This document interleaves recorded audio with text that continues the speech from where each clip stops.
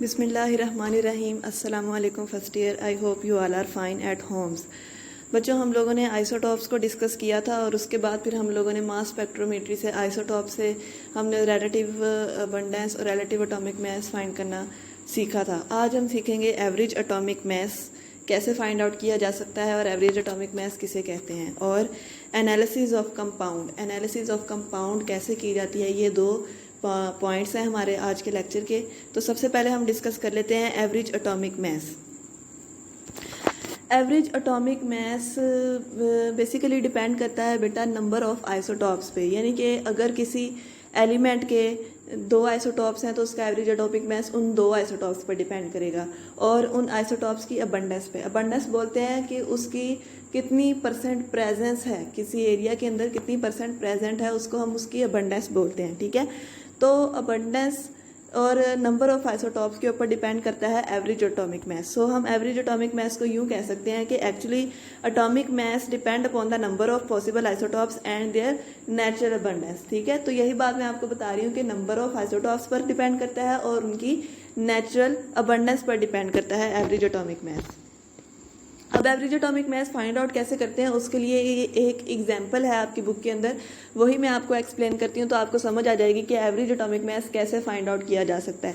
Simple सिर्फ इतनी सी बात आपने जहन में रखनी है कि अगर किसी सब्सटेंस के नंबर ऑफ आइसोटॉप्स 2 हैं या 3 हैं, फॉर एग्जाम्पल अगर किसी एलिमेंट के 2 नंबर ऑफ आइसोटॉप्स हैं तो एवरेज एटॉमिक मास उन दोनों आइसोटॉप्स के मास के ऊपर और उनकी अबंडेंस के ऊपर। अब यहाँ पर हम एटॉमिक मास की बात कर रहे हैं। ठीक है, तो उनके एटॉमिक मास पर और उनकी अबंडेंस के ऊपर डिपेंड करेगा। अब यहाँ पर एग्जाम्पल की स्टेटमेंट क्या है? A sample of neon is found to consist of neon 1020, neon 1021, neon 1022. Three isotopes हैं neon के 20, 21 and 22 in the percentage of 90.92, 0.26 and 8.82. अब नियॉन 1020 की परसेंटेज है 90.92, 1021 की है 0.26 और 1022 की है 8.82 respectively. Calculate the fractional atomic mass of neon. Fractional atomic mass का मतलब होता है कि इनमें से नियॉन का एवरेज निकालना है आपने। ठीक है, अब हम लोग क्या करेंगे बेटा, ये 20, 21 और 22 जो नियॉन के साथ लगा हुआ है, 10 तो फिक्स लगा हुआ है ना, उसके बाद 20, 21 और 22 जो लगा हुआ है ये इसका एटॉमिक मास है। इसको फाइंड आउट करने का तरीका ये होता है कि हर आइसोटॉप के एटॉमिक मास को उसकी अबंडेंस के साथ मल्टीप्लाई किया जाता है। ठीक है, फॉर एग्जांपल नियॉन 1020 है, इसकी परसेंटेज 90.92 है, तो 20 को एटॉमिक मास को हम 90.92 के साथ मल्टीप्लाई करेंगे, फिर उसके अंदर हम प्लस करेंगे अगले एटम का। ठीक है, अगले आइसोटॉप का नियॉन 1021 को हम मल्टीप्लाई करेंगे 0.26 से और उसके बाद प्लस होगा वो किसके अंदर 22 मल्टीप्लाइड बाय 82 से। ठीक है, और इसको हम लोग 100 से डिवाइड कर देंगे और जो आंसर आएगा वो हमारे पास इसका एवरेज एटॉमिक मास होगा। तो इसकी कैलकुलेशन कैसे की जाएगी ये देखें। The overall atomic mass of neon, which is an ordinary isotopic mixture, is the average of the determined atomic mass of the individual isotope. Overall जो एटॉमिक मास है नियॉन का वो तीनों के तीनों आइसोटॉप्स का सम होता है। ठीक है, आइसोटॉपिक मिक्सचर जो है ना, क्योंकि उसके अंदर तीनों के तीनों आइसोटॉप्स पाए जा रहे हैं तो उन तीनों का मिक्सचर के ऊपर डिपेंड करता है और उसकी एवरेज जो सी होती है वो डिटरमाइन करती है इंडिविजुअल आइसोटॉप के एटॉमिक मास पर। ठीक है, जो मैंने आपको बताया ना कि एवरेज जब हम फाइंड करते हैं तो इंडिविजुअल एटॉमिक मास को हम लोग यूज करते हैं। तो एवरेज एटॉमिक मास कैसे फाइंड करेंगे? 20 multiply 90.92 plus 21 multiply 0.26 plus 22 multiply 8.82 divided by 100 और 20.18 आंसर आ जाएगा और ये है उसका एवरेज एटॉमिक मास। ये नियॉन का एवरेज एटॉमिक मास है। ठीक है, तो जब हम लोग नियॉन का ओवरऑल एटॉमिक मास लिखते हैं तो वो 20.18 होता है, जो कि तीनों के तीनों आइसोटॉप्स का एवरेज होता है। ठीक है ना, जिसके आइसोटॉप्स ज्यादा होते हैं उसका एटॉमिक मास उसके आइसोटॉप्स का क्या होगा? एवरेज होगा। ठीक है, उसका एटॉमिक मास उसके आइसोटॉप्स का क्या होगा? एवरेज होगा। इस तरीके से हम लोग average atomic mass find out कर सकते हैं। Next topic is analysis of compound, empirical formula and molecular formula. बेटा एनालिसिस ऑफ कंपाउंड ज़रूरी है एम्पिरिकल फार्मूला और मॉलिक्यूलर फार्मूला फाइंड आउट करने के लिए। अब एनालिसिस ऑफ कंपाउंड किसको बोलते हैं? कंपाउंड को एनालाइज करना, उसको पहचानना, उसके अंदर जो चीज़ें हैं उनकी अमाउंट फाइंड आउट करना, उसके अंदर जो जो चीज़ें हैं वो चीज़ें फाइंड आउट करना कि ये किस किस चीज़ से मिलकर बनी है। ठीक है, इसको हम बोलते हैं एनालिसिस। आपको याद होगा आपने 9th क्लास के अंदर एनालिटिकल केमिस्ट्री पढ़ी थी। एनालिटिकल केमिस्ट्री जो ब्रांच थी केमिस्ट्री की, उसकी डेफिनेशन के अंदर हमने ये डिस्कस किया था कि एनालिसिस जो सी है वो 2 तरीके से की जाती है। एक हम करते हैं क्वालिटेटिव एनालिसिस।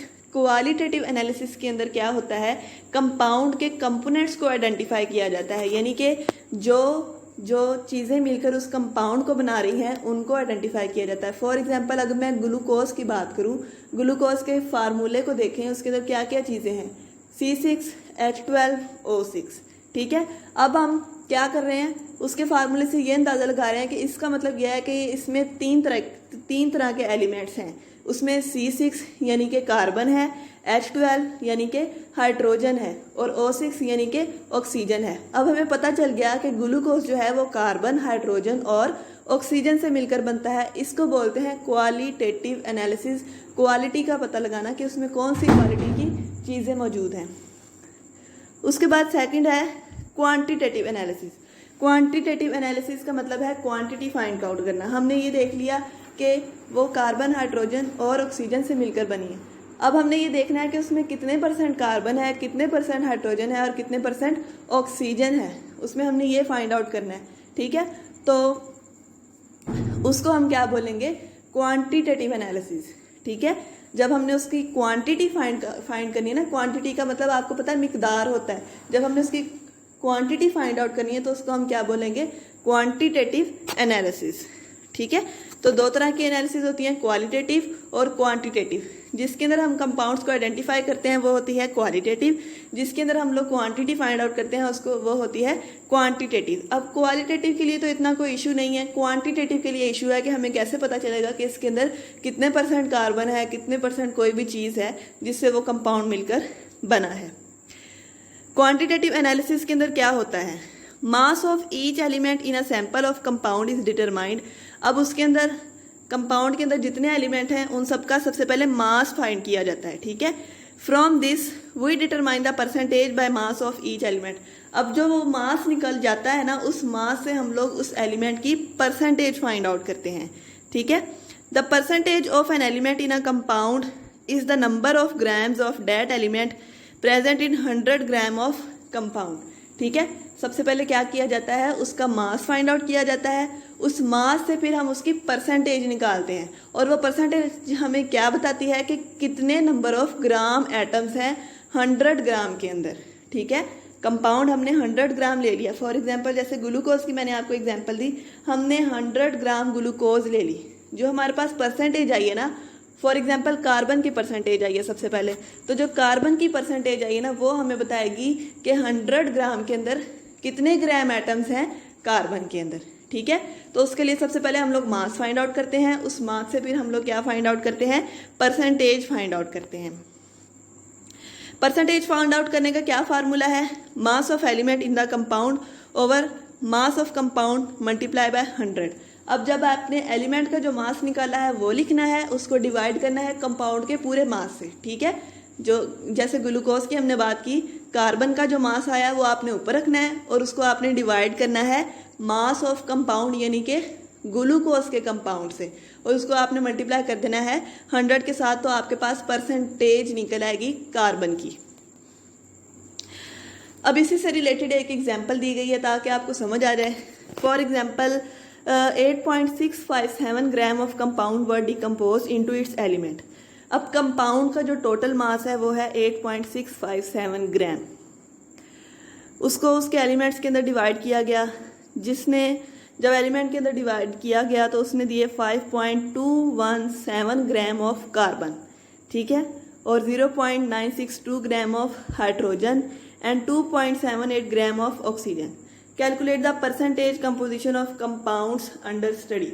बस उन्होंने आपको ग्राम्स बता दिए हैं, आपने सिर्फ इसकी परसेंटेज फाइंड आउट करनी है। ठीक है, ग्राम्स बता दिए सिर्फ परसेंटेज फाइंड आउट करनी है। परसेंटेज का फार्मूला हम लोगों ने अभी पढ़ा, मास over mass of element over mass of compound multiply by 100। अब मास ऑफ कंपाउंड हमें दिया हुआ है 8.657 और मास ऑफ कंपाउंड आप लोगों को मास ऑफ कंपाउंड 8.657 और मास ऑफ एलिमेंट आपको कार्बन का भी दे दिया है, हाइड्रोजन का भी दे दिया है और ऑक्सीजन का भी दे दिया है। अब देखो percentage of carbon, mass of carbon over mass of compound.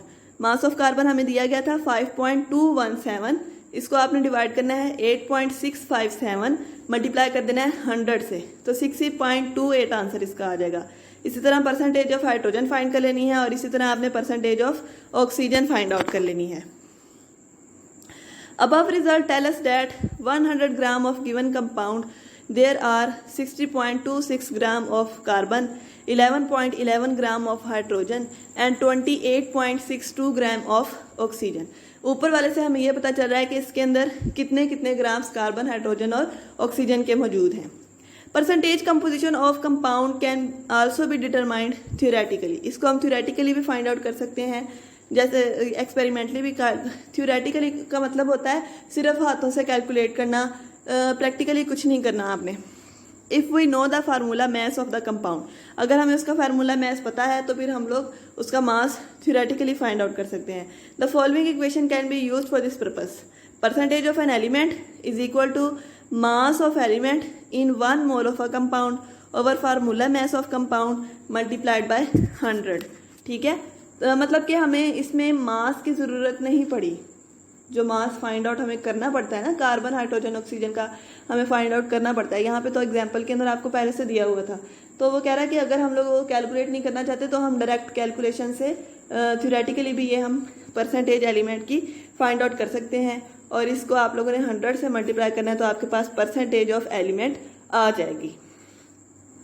इस तरीके से हम लोग एवरेज एटॉमिक मास और कंपाउंड की एनालिसिस कर सकते हैं। ठीक है, सबसे पहले आप क्या करते हैं एनालिसिस के अंदर, क्वालिटेटिव करते हैं। जैसे कि इस एग्जाम्पल के अंदर ये कहा गया कि उसको जब तोड़ा गया तो उसमें से हाइड्रोजन, ऑक्सीजन और कार्बन निकली। हमें पता चल गया कि ये किस किस चीज़ से मिलकर बना है, तो क्वालिटेटिव एनालिसिस में यही पता करते हैं कि किस किस चीज़ से मिलकर बना है।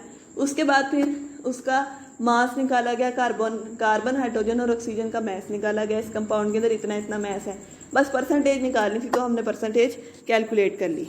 ठीक है, तो इसी तरह हम लोगों ने एवरेज एटॉमिक मास के अंदर जब हमने बात की थी तो उसमें मैंने आपको बताया कि तीनों आइसोटॉप्स की, या 2 भी आइसोटॉप्स हैं, 5 आइसोटॉप हैं, 7 हैं, 9 हैं, जितने भी आइसोटॉप्स होंगे उन सब की एवरेज निकाली जाएगी। एवरेज के लिए हम एटॉमिक मास को मल्टीप्लाई करते हैं उसकी नेचुरल अबंडेंस के साथ और उन सब को आपस में प्लस करके 100 से डिवाइड कर देते हैं और फिर हमें उसका एवरेज एटॉमिक मास निकल आता है। एवरेज एटॉमिक मास ओवरऑल उस एलिमेंट का मास होता है जो कि उसके सारे के सारे आइसोटॉप्स का एवरेज होता है। ठीक है, तो इस तरीके से हम लोग इन दोनों टॉपिक्स को डिस्कस कर सकते हैं। आपने इसको अच्छे से बुक से रीड करना है। 2 एग्जांपल्स हैं इसके अंदर, वो दोनों की दोनों एग्जांपल्स आपने अपने होमवर्क रजिस्टर के अंदर राइट डाउन करके मुझे उसकी पिक सेंड करनी है और अगर नहीं समझ आएगी तो दोबारा से पूछना है। नेक्स्ट लेक्चर के अंदर मैं आपको खुद से वैल्यूज़ लगा के एक न्यूमेरिकल दूंगी, वो आपने सॉल्व करना है। अगर तो वो आपसे हो गया तो इसका मतलब यह है कि आपको समझ आ गई, अगर नहीं हुआ तो फिर मैं आपको दोबारा से समझा दूंगी। ठीक है, अल्लाह ताला आपको अपने हिफ्ज़-ओ-ईमान में रखे। उम्मीद है आपको समझ आ गई होगी। अल्लाह हाफ़िज़।